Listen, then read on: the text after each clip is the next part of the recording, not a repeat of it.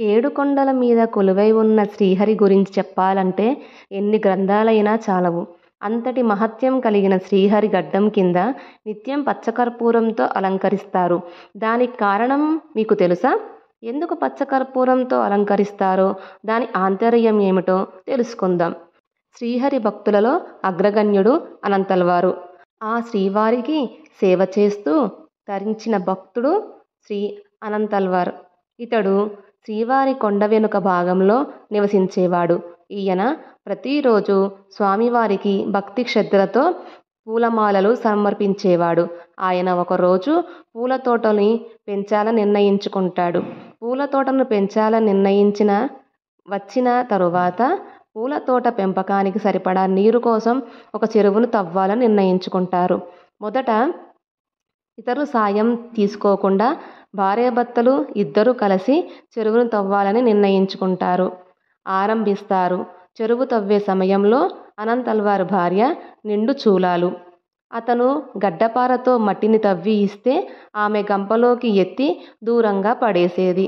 అంతలో ఈ తతంగం అంతా చూసిన శ్రీ వెంకటేశ్వర స్వామివారు ఆ భార్యాభర్తలకు సహాయపడాలని అతనుకు 12 సంవత్సరాల బాలుని రూపంలో అక్కడికి వస్తాడు.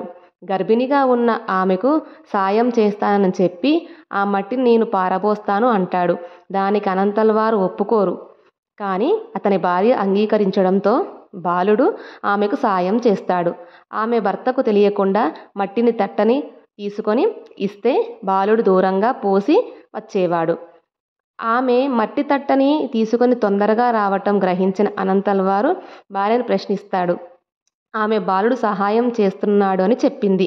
దాంతో అతడు ఆగ్రహానికి గురి అవుతాడు. అనంతల్వారు కోపంతో చేతిలో ఉన్న గుణపాన్ని బాలుని మీదకి విసురుతాడు. అది ఆ బాలుని గడ్డానికి తగులుతుంది. దాంతో బాలుడు రూపంలో వచ్చిన వెంకటేశ్వర స్వామి వారు ఆనంద నిలయంలోకి వెళ్ళి కనబడకుండా మాయమైపోతారు. ఆలయంలో అర్చకులు స్వామివారి విగ్రహం గడ్డం వద్ద రక్తం కారటం చూసి ఆశ్చర్యపోతారు. ఆ విషయాన్ని అనంతల్వారుకు చెప్తారు. దాంతో కంగారుగా అతడు అక్కడికి చేరుకుంటాడు. గర్భగుడిలో ఉన్న శ్రీహరి గడ్డం నుండి రక్తం కారడం చూసి ఆశ్చర్యపోతాడు.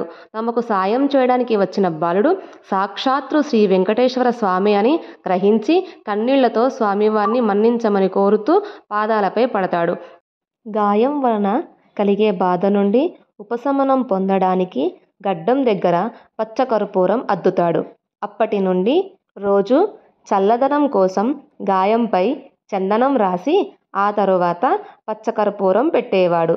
అప్పటి నుండి శ్రీవారి గడ్డంపై రోజు పచ్చకర్పూరం రాయటం ఆచారంగా మారిపోయింది. శ్రీవారిని గాయపరిచిన గుణపాన్ని చూడాలి అనుకుంటే మహాద్వారం దాటిన తరువాత కుడివైపు గోడకు వేలాడుతూ ఉండటం చూడవచ్చు. ఇదేనండి శ్రీవారి వెనక ఉన్న పచ్చకర్పూరం కథ.